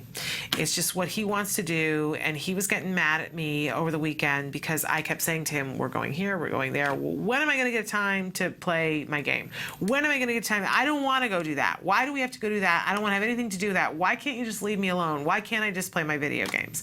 So we went and did whatever we had to do. Then we came back and he got his breaks that he could play a little video game time. And my husband and I sat down to do something that we've done ever since we got married in different formats, right? But when we got married, we had our manifesto. This is what we're doing and this is what we're trying to do, so that we were just clear about our goals and what's important and what's a priority. Now, we started the idea of the manifesto because my husband had this idea. My husband is also an actor and does a lot of voiceover work. And he had this idea that once he got married and once we got pregnant, that he needed to be this responsible guy who, I don't know what, I have no idea. But he began to feel like it wasn't appropriate for him to continue pursuing acting things. And I said to him, I married an actor. I expect you to do your acting things, so don't stop doing these things on my account. It's a priority. So we sat down and did a little bit of a manifesto about here's what's important to us, so that I could point to that and say to my husband, see, this is on the list of what's important, and so you don't have to feel bad about taking the time to go do these things. And I don't remember whether, I think it was our first anniversary that we were already pregnant with Jem, and he was doing something and he had a performance or something that was on our first anniversary, and he was like, see, this is exactly why I shouldn't be doing this. And I said, no, we'll celebrate our anniversary on another night. On our manifesto, there's nothing on there about we must celebrate anniversary on this night, but there is something on the manifesto that says we need to be investing time and our resources in your acting career. So, hey, this thing wins. Go, and I'll be with you on another night, which we did. It was fine. And then throughout our time together, whenever things would shift, and just sometimes you just go, nothing's working. I don't understand why nothing's working, and it just seems like everything's just hard, right? And that's really where we were a couple of months ago. And I said, it's time to sit down and reevaluate. It's time to sit down and do the priorities. So I wrote out a list of things that I thought were important to me and to our family. I just listed. I think there were 20 things on the list. And then I went through and tried to 1 to 20 prioritize them. Now, I didn't invent this. When I was in graduate school, there was a great game that a teacher had brought in for all of us to play and handed it out. It was this big sheet that had different things on them that someone may or may not prize. It could be things like fame and being beautiful and having a close relationship with your children and having financial security and living in the ideal location and having a fulfilling career and closeness to God and peace on earth and brotherhood of man and endless list of things on this piece of paper. And it was an auction, and each one of us was given 500 points that we could bid on anything that we wanted to and potentially win that thing as if we had it for our life. So we had to sit there and think, okay, of this list of things, what do I want to bid on? And then you get into a bidding war with other people and realize how much, if I spend all of my points on this, I'm not going to be able to bid on other things. So you really had to prioritize. And it was fascinating to me as a grad student to sit and see how everybody interacted with it. And at the end, we went around the room and each person said what they ultimately won, which things on the list they had prioritized. And it's so hard because there are some things that you think, oh my gosh, I wouldn't want to live without that. And, but I'd like to have this. But it was really, really interesting because you couldn't have it all.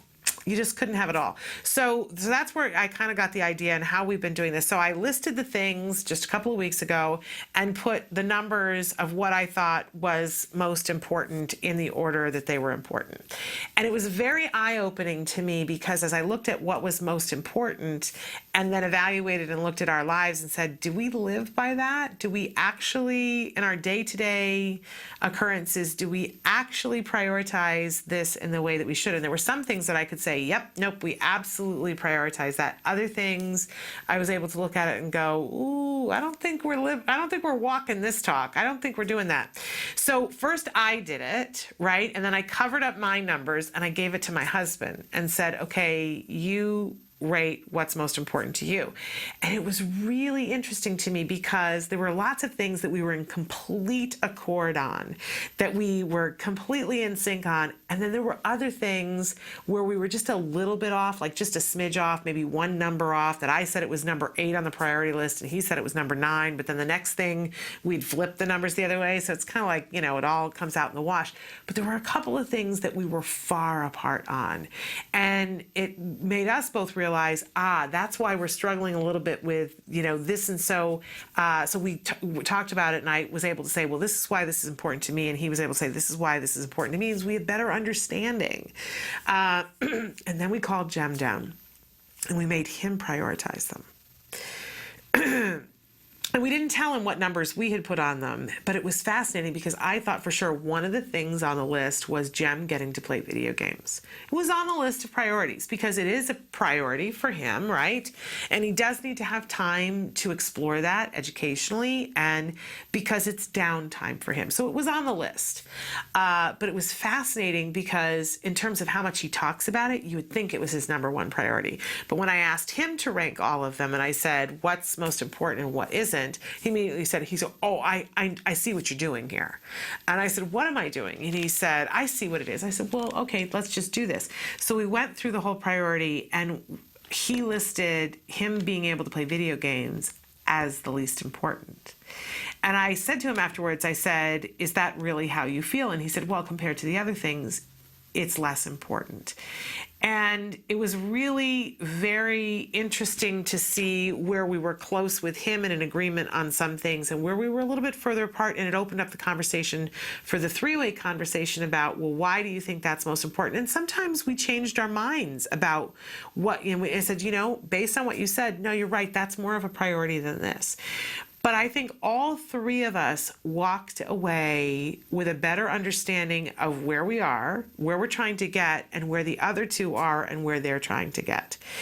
And it's certainly, and I need to check in with both my husband and Jem to see if it's shifted anything for them. But in the last couple of weeks, it shifted things for me because having that awareness of, okay, here is what I want, but here's what I'm focusing all my time and energy on, and trying to shift that balance a little bit more has been very gratifying. It's been very gratifying because when I feel myself starting to get all upset about something, it's almost like I visualize that priority list and think, you know, that's not one of the priorities. So I don't think I'm going to give it the time that I want to give something that is a priority. And I do think that when we're talking about life and leading a life, and sometimes when an individual in our home is on the autism spectrum, it feels like life gets put on hold. What if it didn't? Because the truth is it doesn't. Everything keeps happening as we're moving along. I can remember very early on saying to my husband, my best friend, about a year after Jem was diagnosed with autism, she was diagnosed with cancer. And let me just tell you, it took wind out of all of our sails for a little while. And she got set up for her treatment and she was going to do her treatment.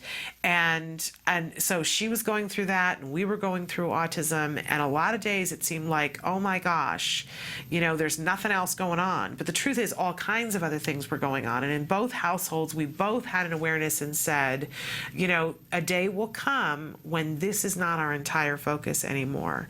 So we need to keep living in these moments and enjoying in these moments so that when we get to those moments, we are still all together. And I think that it's important that we prioritize it's so important that we prioritize getting our kids the help that they need when they need it, right? That's got to be up there at the top of the list. But I always think about, too, that Dr. Tarbach says, but you have to build in time to have fun within that. I do know some families that have gone through the process of early intervention and not been mindful of that. And at the end, the family is no longer intact. So setting the priorities, and sometimes they're a hair breadth apart, right? Setting the priorities, scheduling the time, giving the focus and the time and the energy to the things that you want. Please hear me when I say that if you don't prioritize getting your child help, you won't get to the place that you want to be. You just won't. But even within that, you set the priority to get them the treatment, you've got to keep other things going as well.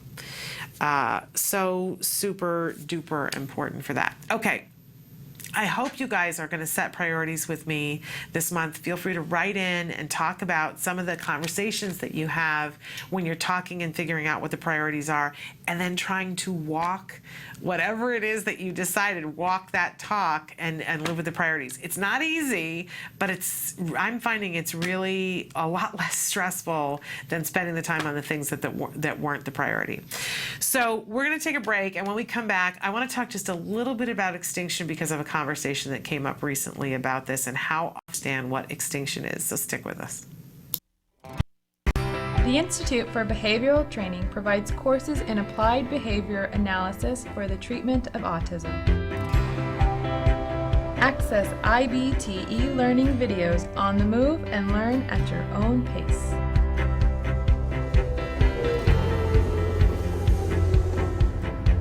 I'm going to talk a little bit about intensity. IBT e-learning makes any location your classroom on the go. So our objectives for today are to really learn what is autism and how is it diagnosed. Get professional guidance with IBT face-to-face training. IBT face-to-face training courses prepare you to effectively implement ABA-based interventions. Choose between small group and one-to-one instruction. Earn BCBA supervision hours via one-to-one video conferencing. So I had a chance to review your BIP today. You know what? It looked really good. You did a good job with it. IBT continuing education courses. Earn credit through webinars, conferences, article reviews, and e-learning videos. You can learn more at ibehavioraltraining.com. IBT, 360 degrees of ABA training. Welcome back to Autism Live. I wanted to take a couple of minutes to talk about extinction because this is one of the hardest things, I think, for any of us to get a grip around. But I got to back up a little bit before I talk about extinction and talk a little bit about function of behavior. Okay, so every behavior that we all engage in, every behavior that our children engage in, doesn't matter whether you're on the autism spectrum, you're not on the autism spectrum, if you continually engage in any behavior, it's a habit, you're doing it on a regular basis, it's something that you do fairly regularly, it means that there's a function of that behavior. I call it the paycheck for the behavior. You do this for a reason, and there's some sort of benefit from it. Now, it can be a benefit that you get something. It can be a benefit that it stops something, right? It can be a positive or the removal of a negative, but you're getting something from it. Okay. And honestly, once you begin to understand that we all do things and do them repeatedly because there's a benefit, then it's a little bit of a light bulb moment, right? So everything that your child is doing, whether you are deeming it a positive thing or a negative thing, there is a paycheck for them in doing it. And especially with our kids on the autism spectrum, there are usually, you don't have to guess overly much about what the possible paycheck is going to be because there are what I fondly refer to as the four usual suspects. There's four main reasons that something like 95% of the time they're engaging in a behavior because it fulfills one of these four things or some combination of them. So what are the four usual suspects? Number one, attention. People do things to get attention. People do crazy things to get attention. You don't believe me? Look at a tabloid, right? Our kids will do things to get attention. And the tough part about understanding attention is that any attention fulfills it, right? We think of good attention and bad attention, but when somebody is seeking attention, it all goes in one bucket and it still fills the bucket. So as a former classroom teacher, I frequently would have kids in the classroom who would misbehave and go out of their way to misbehave because they fed on the attention that they got when they misbehaved. The teacher says, Johnny, sit down and do your work. That's attention. I think about it and think, I wouldn't want somebody to be looking at me and talking to me in that way. I would feel embarrassed and I would feel like a crumb and it wouldn't be a pleasant thing for me. But if I was attention deprived, getting that attention is enough to be a paycheck, okay? So attention is a lot of the times a big motivation for doing something again and again. Another one is getting access to someone or something. So if I, stand and stamp my foot and my husband, and I'm furious and I'm, yelling and whatever, and as a result of me yelling, my husband goes and does the dishes, then what he's taught me is that if I yell and scream, he'll do the dishes. Am I going to yell and scream more often or less often? I'm probably going to yell and scream more often. I hope he's not watching. I never have to scream to get him to do the dishes. He does that anyway. But in any case, you see, and that's, with adults, it certainly is there with children. If I'm throwing a tantrum at the grocery store checkout and grandma hands me a lollipop because I'm throwing a tantrum, am I going to tantrum less or more in the grocery store? Well, ladies and gentlemen, I think you know the answer to that. We'll tantrum more because why not? We got something. I always say, if I could throw a big hissy and the government would say to me, you don't have to do your taxes. It's okay. You're just not required. I would throw the biggest hissy every April 15th so that I could get out of it. If it worked, I would do it. It doesn't. I've tried. So in any case, gaining access to someone or something, but actually some of the examples I gave, the tax one, that is the third one, which is to escape someone or something. If I don't want to do the taxes and I can throw a hissy to get out of it, and it does, then I'm going to throw that big hissy because I don't want to do it. So escaping something. I don't particularly like to be in enclosed places, and I don't particularly like heights, and I get motion sickness. So planes are not my favorite thing. And if you sat down and said to me, okay, Shannon, you can either fly here or you can drive here, I'm probably going to find a way to get out of the flying thing, unless I have to, right? Because it's not my favorite thing. And if I can get out of it, even if I can postpone it, I will. You might say, oh, but my child isn't getting out of it.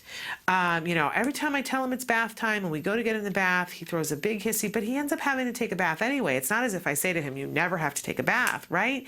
If I can postpone the plane trip an hour, I will.